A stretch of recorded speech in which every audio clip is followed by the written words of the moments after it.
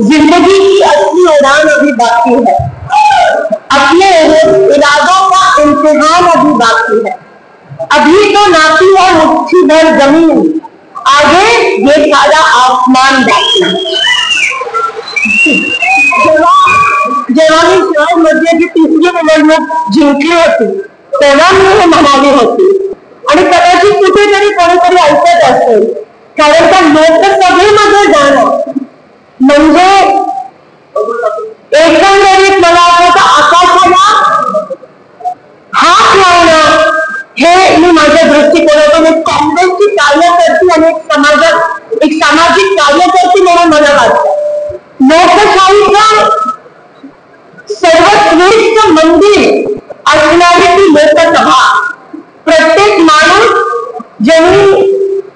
प्रत्येक भारताचा नागरिक ज्यांनी भारताचा इतिहास बघितलाय, ज्यांनी भारताचा इतिहास वाचला आहे, ज्यांनी राजकारण बघितले आहे, ज्यांनी पंडित जवाहरलाल नेहरू पासून आतापर्यंत पंतप्रधान कोणी असू दे त्यांना सुंदर लोकशाहीच्या चळवळीमध्ये तो सहभागी झालाय, ज्यांनी प्रत्येक 26 जानेवारीला आणि 15 ऑगस्टला आपल्या घरातला एक सण आहे म्हणून हे 2 दिवस साजरे केले।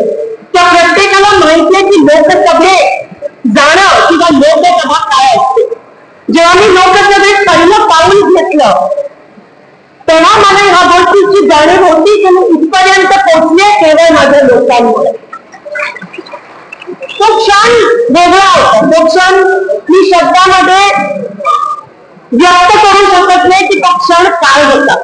जेव्हा मी शपथ घेत होती तेव्हा मी माझ्या आई वडिलांकडे बघत होती की ते एकेकाळी तिथेच उभे राहून त्यांनी शपथ घेतली होती आणि आज त्या लोकसभेत ज्या लोकसभेने इतिहास बघितला, ज्या लोकसभेने पहिले पंतप्रधान पासून आत्ताचे पंतप्रधान बघितले, ज्या लोकसभेमध्ये आपल्या देशाच्या म्हणजे अंगाच्या देशाचा इतिहास घडला, या लोकसभेमध्ये 543 खासदार आपल्या देशाच्या सेना क्षेत्रातून जात पात धर्म सगळे त्या लोकसभेने कधीच भेदभाव केला नाही तिथपर्यंत तुमच्यामुळे मी पोहोचले याची जाणीव मला आहे। अतिशय विनम्रतेने मी तुमच्या समोर उभी आहे।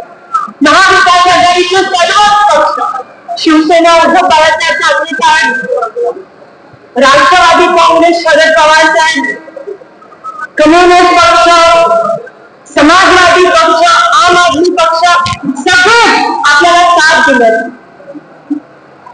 अतिशय विनम्रतेने मी तुमच्या समोर उभी आहे। मला या गोष्टीची जाणीव आहे की हा विजय हा माझ्या व्यक्तीचा नाही, ही निवडणूक मी प्रणिती शिंदे म्हणून जिंकली नाहीये, तर तुम्ही ठरवलं म्हणून मी ती निवडणूक जिंकली की आपण सगळे ही निवडणूक जिंकली। मी साहेबांनी एवढ्या निवडणुका बघितल्या नाहीये, पण मी जेवढ्या निवडणुका बघितल्या, जेवढ्या निवडणुका लढल्या, ही खरी लोकशाहीची निवडणूक होती। ही खरी तुम्ही सिद्ध केलं की लोकशाही काय असते। त्या पहिल्या निवडणुका ज्या झाल्या तेव्हा विरोधक नव्हता, विरोधी पक्ष एवढा नव्हता किंवा विरोधी पक्षाचं विष एवढं पसरलं नव्हतं त्यावेळेस, आणि म्हणून त्या निवडणुका चांगल्या झाल्या, चांगल्या तत्वांवर लढल्या गेल्या।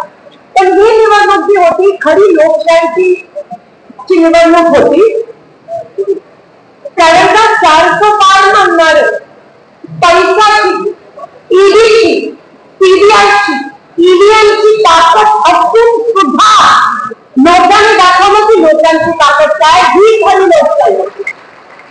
भाजपने अनेक गोष्टीचा वापर केला, तुम्हाला माहिती आहे, ग्रामीण भागात पण वापर केला, शहरी भागात पण वापर केला।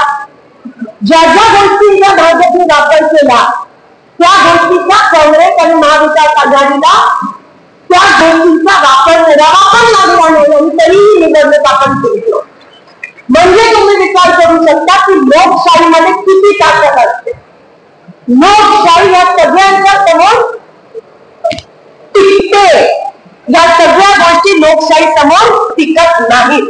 आणि पुन्हा एकदा ह्या इलेक्शनमुळे काँग्रेसच्या प्रत्येक कार्यकर्त्याच्या मनात आता विश्वास आला, एक ऊर्जा आली की आपण जिंकू शकतो, आपण जिंकलो आहोत.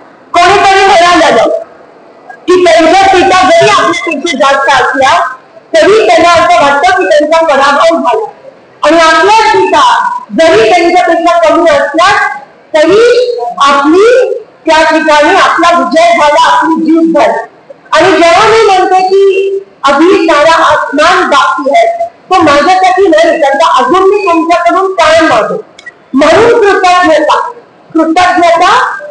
आम्ही माझ्या आईवडिलांनी मला सांगितलं की देवासमोर जेव्हा जातो तेव्हा कृतज्ञताच मागायची भावना असायला पाहिजे.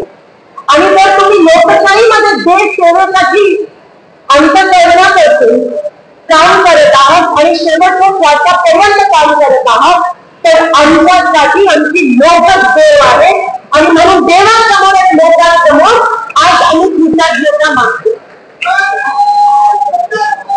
जेव्हा मी म्हणते की अभी ये सारा आसमान बाकी है, तर मी माझ्यासाठी नाही, मी तुमच्यासाठी म्हणते. कारण का माझ्या स्वप्नासोबत तुमचे पण स्वप्न जोडले. माझं स्वप्न काय, तुम्ही तुमची कामं करणं, तुमची स्वप्न पूर्ण करणं हे माझं स्वप्न आहे. पण मला माहिती आहे की जेव्हा आपला माणूस लोकप्रतिनिधी होतो तेव्हा आपली कॉलेज टाईट होते. आज मी खासदार म्हणून तुम्ही पण तुमच्या गल्लीत खासदार म्हणून त्या ठिकाणी वावरत असता.